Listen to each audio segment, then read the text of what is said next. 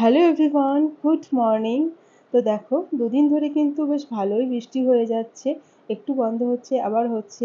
কোথায় কোথায় এরকম বৃষ্টি হচ্ছে অবশ্যই জানিও। আমাদের এখানে তো খুব বৃষ্টি হচ্ছে ভালোই, কিন্তু গরম কিন্তু কমছে না। তার মধ্যে লেগেছে প্রচণ্ড ঠান্ডা। এবার কি রান্না করব সেটা একটা বড় চিন্তা হয়ে দাঁড়িয়েছে। ফার্স্টে ভাবলাম যে একটু চা তো নিজের জন্য অন্তত বানাই। তো এখানে একটু আদা দিয়ে চা বানিয়ে নিচ্ছি সকালবেলায়। মানে এটা আমি ছাড়তেই পারছি না, জানো তো। সকালবেলা একটু চা না খেলে না মনে হয় যেন আমার দিনটাই যেন শুরু হয়নি, এরকম অবস্থা।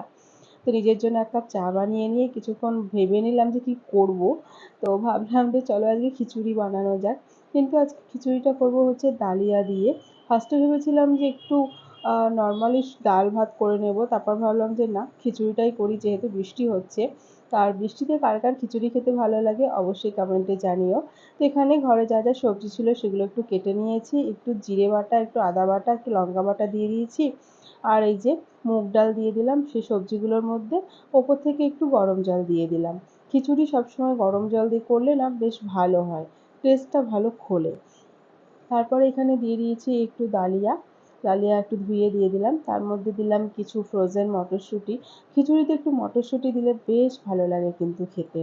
তো চলো, কথা বলতে বলতে তো আমার খিচুড়ি রান্না হয়ে গেছে। তোমাদের কেমন লাগলো আজকে ভিডিওটা অবশ্যই জানিও। সকলে ভালো থেকো, টাটা।